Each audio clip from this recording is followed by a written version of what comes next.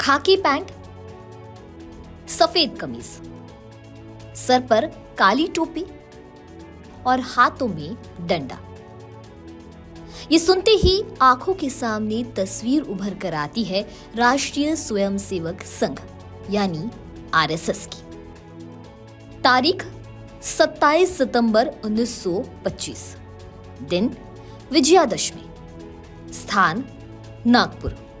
ये वो दिन था जब डॉक्टर हेडगेवार, डॉक्टर बालाकृष्ण शिवराम मुंजे, परांजपे और बापू साहेब सोने ने एक संगठन की नींव डाली और डॉक्टर हेडगेवार ने 17 अप्रैल 1926 को इस संगठन का नाम रखा राष्ट्रीय स्वयंसेवक संघ। वही संघ जो अपना शताब्दी साल मना रहा है। लेकिन संघ के ये 100 साल आसान नहीं थे। प्रार्थना, पहनावा और नाम, संघ में बीते 100 सालों में कई सारे बदलाव आए। कभी बीजेपी से रिश्ते को लेकर तो कभी सिर्फ एक समुदाय के लिए काम करने की आरोप संघ पर कई बार लगे हैं।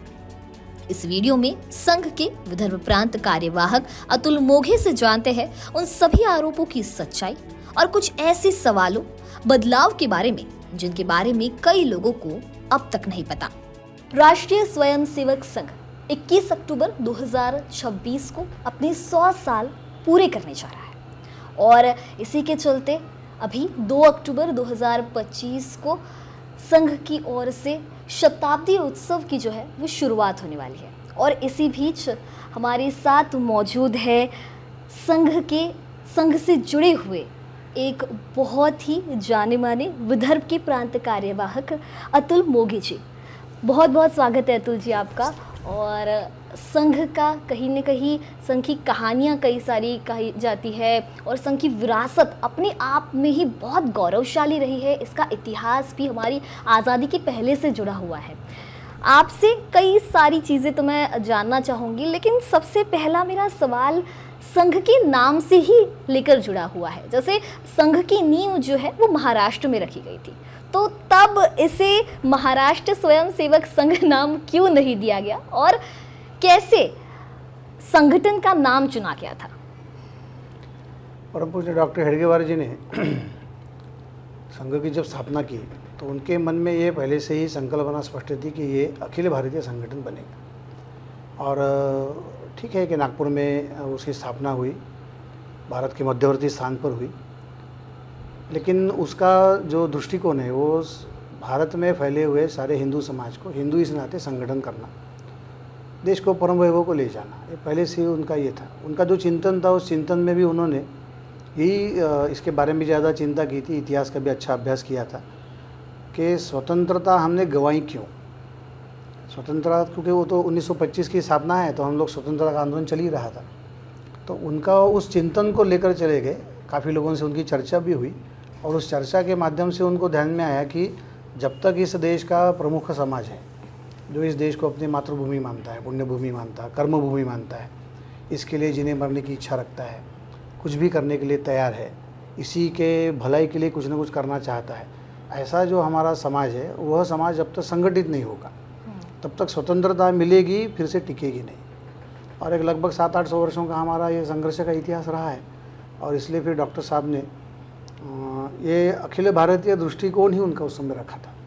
और हम लोग देखते हैं कि सरसंघ डॉक्टर साहब ने 1925 में संघ प्रारंभ किया, 1940 में आपका देहावसान हो गया। 15 वर्षों के अंदर उस समय के अपने देश में 15 प्रांत थे, प्रोविंसेस उसको कहते थे। सारे प्रांतों में संघ की शाखाएं प्रारंभ हो चुकी थी, सारे प्रांतों में संघ के स्वयंसेवक थे और अच्छी शाखाएँ, प्रभावी शाखाएँ उस समय चल रही थी।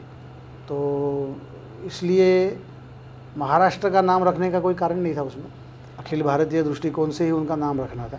अच्छा, नाम भी तुरंत नहीं आया।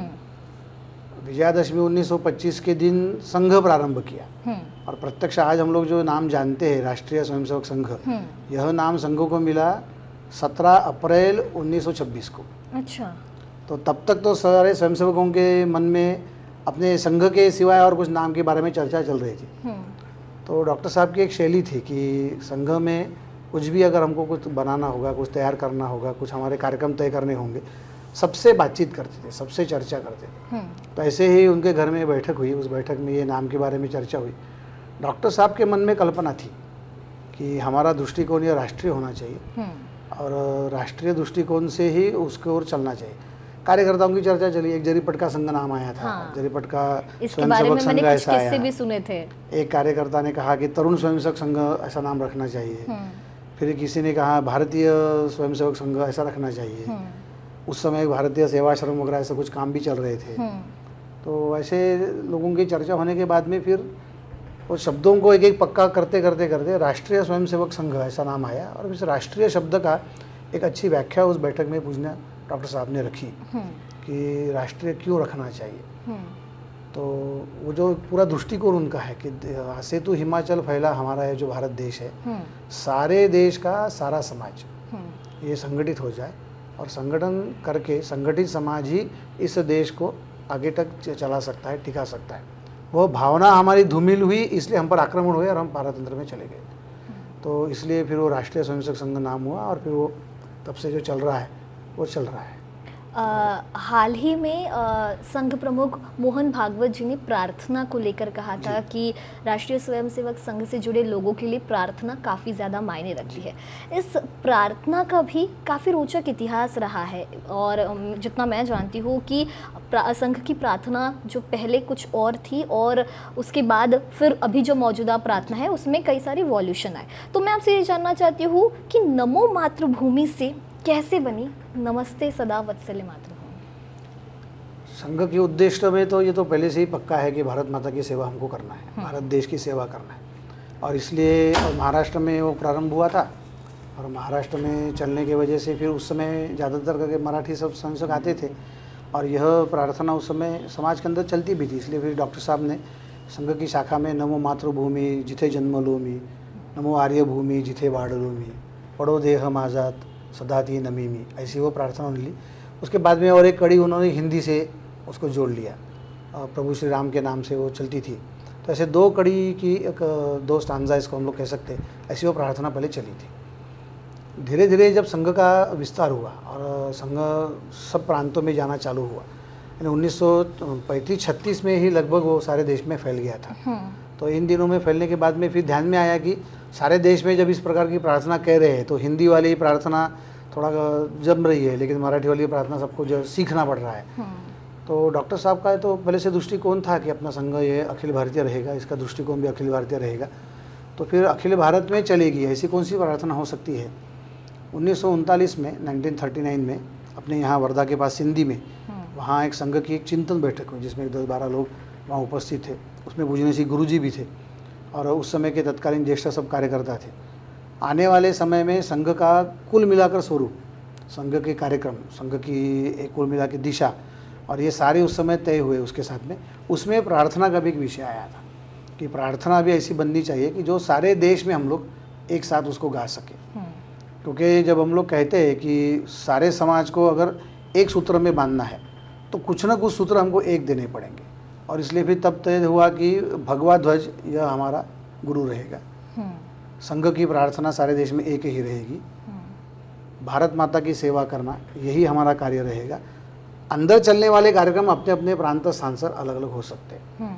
तो वहाँ तो प्रार्थना कैसी होनी चाहिए, तो एक प्रार्थना संस्कृत में होनी चाहिए, ऐसा एक भाव आ गया।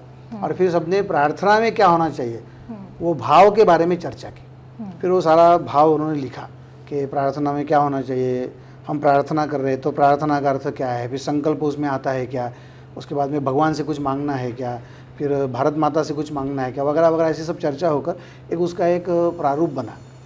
और वो फिर वो प्रारूप हमारे नागपुर में एक बड़े संस्कृत के प्रगाढ़ पंडित थे, नरहरि नारायण भिड़े, उनको वो दिया गया और बैठक चली रही थी वहाँ पर। तो उन्होंने वो सब आ गया, उनको भाव आने से उन्होंने उसको शब्दबद्ध किया और फिर वो प्रार्थना फिर से उस बैठक में गई। वो प्रार्थना सबने स्वीकार की और हमारे ज्येष्ठ कार्यकर्ता थे यादवराव जी जोशी, जो बाद में सर कार्यवाह भी बने थे।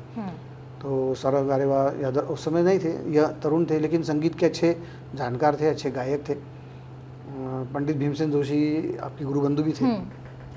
तो यादवराव जोशी ने फिर उसको संथा दिए ने लय लगाया और उन्होंने ही 23 अप्रैल 1940 को संघ शिक्षा वर्ग पूना में प्रार्थना पहली बार गाई। तो 1940 में जो प्रार्थना पहली बार गाई गई संघ में, तब से आज तक वो ही संघ की प्रार्थना चल रही है।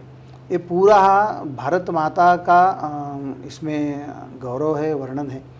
और भगवान को हमने भारत माता की सेवा के लिए कुछ बातें मांगी है। हमने भगवान को कुछ करो ऐसा नहीं कहा है, हमने कहा कि हम सब करेंगे। तो हमको करने के लिए, लेकिन हमको जैसे गुण चाहिए तो आप गुण दीजिए, अजय शक्ति चाहिए, वीर व्रत चाहिए, उसके बाद में सुशील चाहिए। तो ऐसे सारे गुण हमने भगवान को मांगे। ध्येय निष्ठा चाहिए। तो हम ये सब, हमको आप ये करने के लिए हमको अच्छा दीजिए, और भारत माता की सेवा करेंगे, भारत माता को परम वैभव को ले जाएंगे। वो जो रास्ता है वो काफ़ी कठिन है। यानी उसमें पंक्ति भी है कि श्रुतं चैव यत् कंटका कीर्ण मार्गम। कंटक यानी कांटे, तो कांटों से भरा हुआ ये मार्ग है जो हमने चुना है, और हमको आप केवल ज्ञान दीजिए कि हम इसको सुगम करें। स्वयं स्वीकृतन्न सुगम कार्य, तो हम इसको सुगम करेंगे। तो एक ऐसा भाव बना है, मुझे लगता है कि वो इतनी अच्छी बनी हुई है। तो संघ के उद्दिष्ट को लेकर, संघ के निर्माण के पीछे के मूल भाव को लेकर वो बनने से 1940 से लेकर अभी 2025 आई है। कभी भी संघ के अंदर या संघ के बाहर, समाज के अंदर भी कहीं भी संघ की प्रार्थना में कुछ परिवर्तन होना चाहिए, ऐसा कभी चर्चा नहीं हुई, भाव नहीं आया।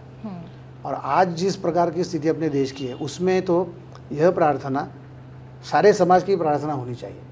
इस प्रकार की वो प्रार्थना है। राष्ट्र प्रथम जो मानता है उसने ये प्रार्थना रोज़ गानी चाहिए। इस प्रकार की वो भारत माता की स्तुति की प्रार्थना है, तो इसलिए वो प्रार्थना इस प्रकार से बनी है। संघ में पहले सर सेनापति हुआ करते थे, और फिर बाद में सर सेनापति का ये पद जो है वो हटाया गया। इसके पीछे की क्या कहानी है? नहीं, सर सेनापति तो उसमें तो पद तो ऐसे कुछ थे नहीं। सरसंघ चालक डॉक्टर हेडगेवार जी थे, और बाकी जो अन्य अन्य पद थे, उन पदों में उस समय तात्कालिक समाज के अंदर में कुछ ऐसे शब्द चलते थे, उन शब्दों का उसमें उपयोग हुआ होगा ऐसा मुझे लगता है, क्योंकि उसका कोई बहुत ऐसा इतिहास नहीं है। अपने मार्तंड राव जोग करके एक ज्येष्ठ अपने कार्यकर्ता थे, वो अपने पहले सर सेनापति थे। तो जो फिजिकल एक्टिविटी चलाएगा, संघ के अंदर में शारीरिक विभाग है, संघ के अंदर में बौद्धिक विभाग है, तो ये दो विभाग उस समय काम करते थे। तो शारीरिक कार्यक्रम करना, व्यक्ति निर्माण के लिए कार्यकर्ताओं के शरीर को तंदुरुस्त करना, मन को तंदुरुस्त करना, इसके कार्यक्रम चलते थे। तो ये जो शारीरिक विभाग के जो प्रमुख थे उनको सर सेनापति कहा जाता था।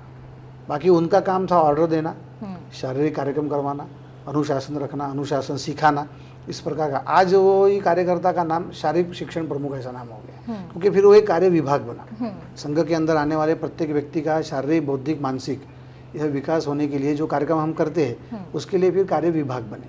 तो उन कार्य विभागों को फिर प्रमुख बनाया गया। तो इन सब प्रमुखों को फिर नाम शारीरिक प्रमुख, बौद्धिक प्रमुख, व्यवस्था प्रमुख, इस प्रकार के नाम उनको सब दिए गए। तो सर सेनापति नाम उस समय था। एक किस्सा मैंने सुना है कि संघ के संस्थापक डॉक्टर हेडगेवार जी को भी नहीं पता था कि उन्हें सरसंघ चालक बनाया जा रहा है जी। क्या है इसके पीछे की कहानी? नागपुर में मोहिते संघ स्थान पर एक एकत्रीकरण था स्वयंसेवकों का। तो उस समय ऐसे संघ के सारे जो स्वयंसेवक थे उनका एक सप्ताह में प्रत्येक रविवार को एकत्रीकरण होता था। वहाँ आने के बाद में फिर सबका एक साथ कार्यक्रम चलते थे, कुछ बौद्धिक कार्यक्रम चलते थे। तो उस समय वो गणवेश में एकत्रीकरण का कार्यक्रम चल रहा था। तो डॉक्टर साहब मैदान पर आ रहे थे, सभी स्वयंसेवक पहुँच गए थे और डॉक्टर साहब उधर से गणवेश में आ रहे थे। तो जैसे ही वो उस मैदान के परिवेश में आए बराबर एकदम जो जिन्हें आप सर सेनापति कह रहे हैं, जैसे मार्तंड राव जोग ने एकदम सबको एकदम अटेंशन की ऑर्डर दिया, जिसको दक्ष हम लोग कहते हैं कि संघ दक्ष। और उद्धम तुरंत उन्होंने सबको कहा कि आज सरसंघ चालक प्रणाम 1 2 3। और डॉक्टर साहब को कोई कल्पना नहीं, वो आए तो ग्राउंड के बस बाउंड्री पर आ गए और एकदम ऐसा अचानक दे दिया। दक्ष बोलने से वो भी सब दक्ष में खड़े हो गए, इनको प्रणाम दे दिया। उस समय वो थोड़ा विचलित भी हुए, थोड़ा डिस्टर्ब हुए, लेकिन उन्होंने उस समय कुछ कहा नहीं कि अचानक कुछ हुआ। सरसंघ चालक मैं कैसे बना, ऐसी कोई कल्पना नहीं, ऐसी कोई चर्चा नहीं। क्योंकि डॉक्टर साहब का खुद का तो ये रहा कि हर छोटी छोटी बातों को कार्यकर्ताओं के साथ में चर्चा करके फिर वो संघ के अंदर में लाते थे। इतना बड़ा निर्णय हो गया, और इतना बड़ा निर्णय होने के बाद में मुझे कुछ भी उसकी कल्पना नहीं। कार्यकर्ता एकत्रित बैठे होंगे, उन्होंने कुछ किया होगा ऐसा उनको लगा। वो तो एकत्रीकरण तो उन्होंने होने दिया, लेकिन उन्होंने कुछ कहा नहीं। थोड़ा डिस्टर्ब हुए, नाराज भी हुए। उन्होंने कुछ कार्यकर्ताओं के साथ में ये नाराजी व्यक्त भी की बाद में। और उनको डायरी लिखने की आदत थी, तो उन्होंने शाम के समय घर जाने के बाद में वो डायरी लिखा है। उस डायरी में उन्होंने लिखा कि आज ऐसा ऐसा घटा और संघ के स्वयंसेवकों ने मुझे सरसंघ चालक बना दिया, जो मेरी कल्पना भी नहीं थी, मेरी इच्छा भी नहीं थी। और लेकिन अभी सब कार्यकर्ताओं ने अगर ये तय किया है और उन्होंने वो मुझे सरसंघ चालक इस दृष्टि से मान रहे हैं, तो फिर मैं इस दायित्व को संभालता हूँ, स्वीकारता हूँ। लेकिन मैं सभी को कहता हूँ कि कभी भी किसी भी समय अगर मुझसे अच्छा कोई कार्यकर्ता मिलता है तो तुरंत उसे हम सरसंघ चालक बनाएं। मैं तुरंत अपना एक सामान्य स्वयंसेवक इस नाते फिर से संघ का काम पूरी शक्ति के साथ में करता रहूँगा, ऐसा उन्होंने अपने डायरी में लिख के रखा। तो ऐसा अचानक वो सरसंघ चालक वो बन गए। तो अभी आजकल फिर हम उनको आद्य सरसंघ चालक कहते हैं। अच्छा। पहले सरसंघ चालक, उसके बाद में तो अभी 5 सरसंघ चालक हो गए, छठे सरसंघ चालक जी इनका मार्गदर्शन चल रहा है। तो ये एक सरसंघ चालक ये पद संघ में एक ऐसा कह सकते हैं हम लोग गाइड, फिलोसोफर एंड फ्रेंड जैसा है। मैं आपसे ये भी जानना चाहती हूँ कि जैसे मैंने शुरुआत में भी कहा था कि संघ का इतिहास बहुत गौरवशाली रहा है और संघ की विरासत अपने आप में बहुत ही ज़्यादा विस्तृत है और प्रभावशाली भी रही है। लेकिन अगर हम लोग फ़िलहाल करंट सिनेरियो की बात करें, युवाओं के मतलब जेनजीज के इस दौर में संघ अपने साथ जेनजीज को जोड़ने के लिए क्या कुछ बदलाव लेकर आया है? भी देखिए, वैसे तो कुल मिलाकर हम लोग देखते हैं कि जो आज का भी युवा है अपने देश में, पहले से युवा और आज का युवा भी, इनके आइकॉन अभी भी स्वामी विवेकानंद, छत्रपति शिवाजी महाराज ऐसे रहे। और ये सबके जो चरित्र रहे ये मातृभूमि की सेवा के लिए रहे। तो इसलिए आज के युवा में भी देशभक्ति और देश सेवा या समाज सेवा, यही बात उनको आकृष्ट करती है, यही बात उनको अच्छी लगती है। जो ये करेगा उसके पीछे वो खड़े रहते हैं। जिस प्रकार का समाज के अंदर में युवा वर्ग हम लोग देखते हैं, जहाँ जहाँ उनको ये चांस मिलता है वहाँ वहाँ खुद होकर आगे बढ़ जाते हैं। आवश्यकता है कि ऐसे लोगों को इस प्रकार के चांस सब तरफ करने को मिले, कि देशभक्ति दिखाने के लिए मिले, देश सेवा करने के लिए मिले, समाज के अंदर सेवा करने के लिए मिले। वो उनका एक इनहेरेंटली अपने देश में युवाओं का ये भाव ही है। राष्ट्रीय स्वयंसेवक संघ 100 वर्ष हो गए, तो 100 वर्षों में संघ ने सारे समाज के अंदर में ये चित्र खड़ा किया है कि देशभक्ति, देश सेवा, समाज सेवा, इसके लिए अगर कोई है तो राष्ट्रीय स्वयंसेवक संघ है। और इसलिए मुझे लगता है कि राष्ट्रीय स्वयंसेवक संघ की ओर धीरे धीरे सब लोग आकृष्ट हो रहे हैं। संघ के अंदर में भी हमने अलग अलग प्रकार की बातें लाई है, जैसे युवाओं को कार्यक्रम देना, ये देशभक्ति के कार्यक्रम लेना। थोड़े हमने अपने कार्यक्रम भी थोड़े चेंज कर लिए। आज के युवाओं को जिस प्रकार से थोड़ा सा जरा माहौल बनाकर काम करने की आदत है, तो हमने भी कुछ ऐसे कार्यक्रम भी माहौल बनाकर करना चालू किया है।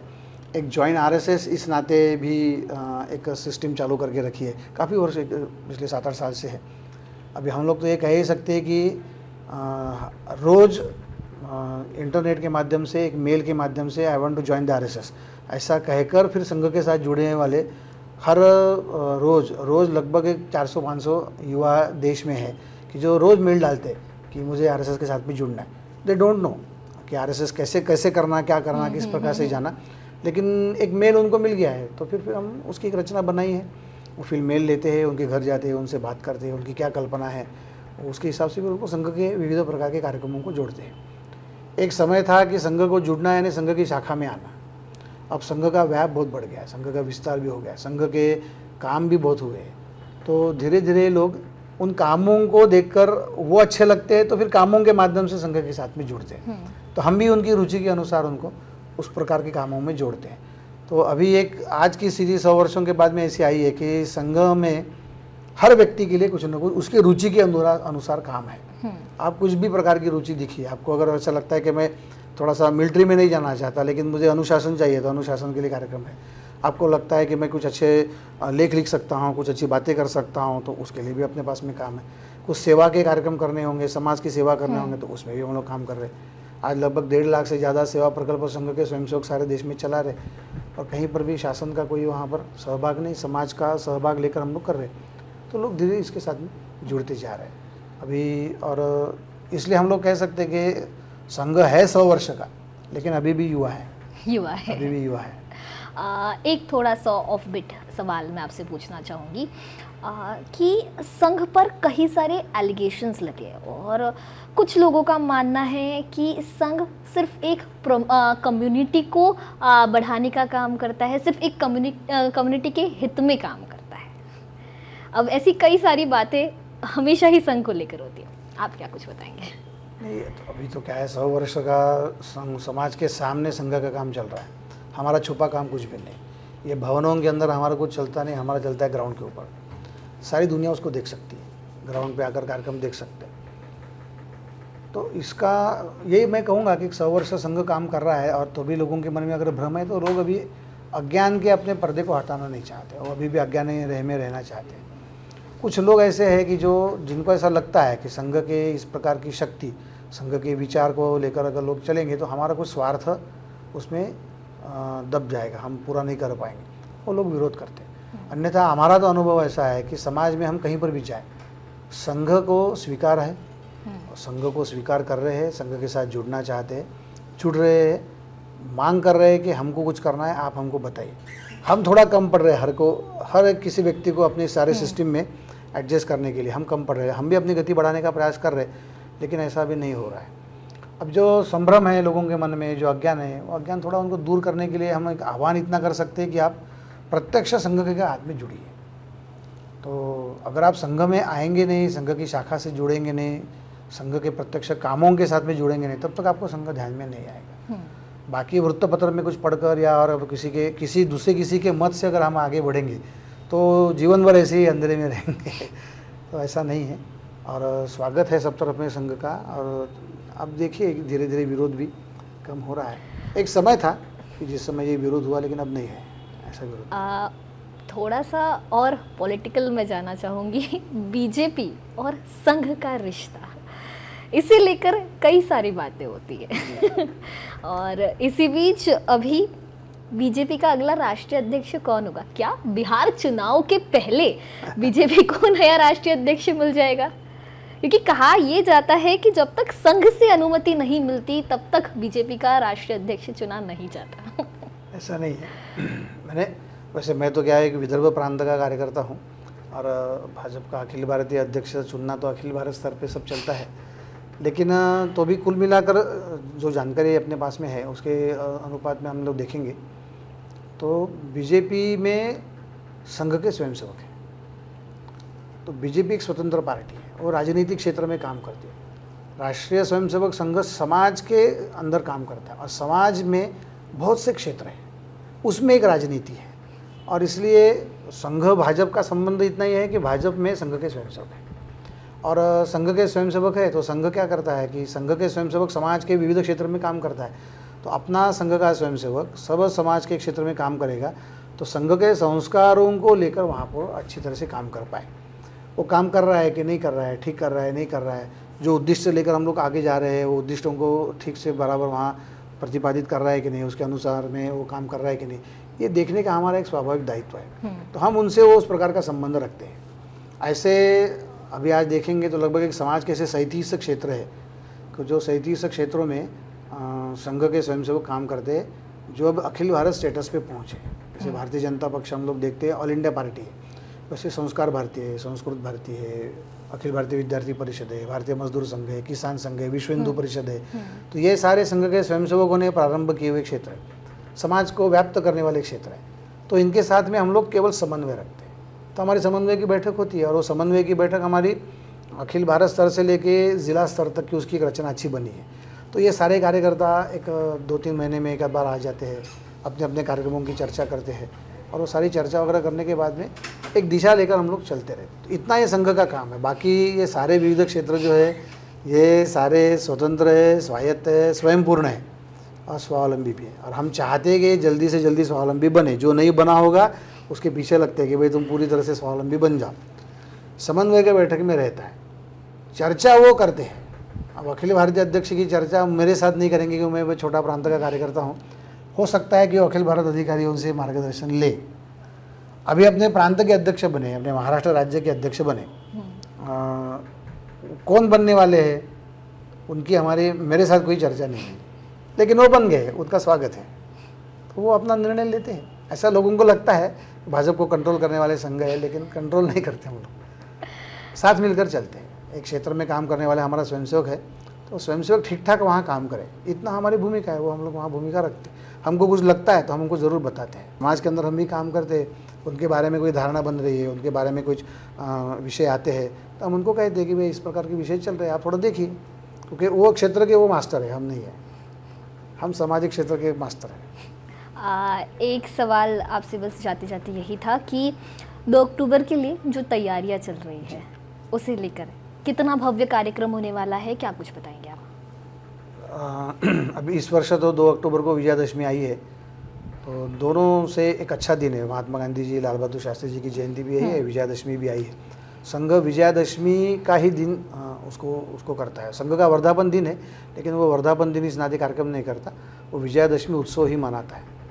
नागपुर में विजयादशमी का उत्सव ये बड़ा उत्सव इसलिए है क्योंकि नागपुर में सरसंघ चालक जी का उद्बोधन होता है।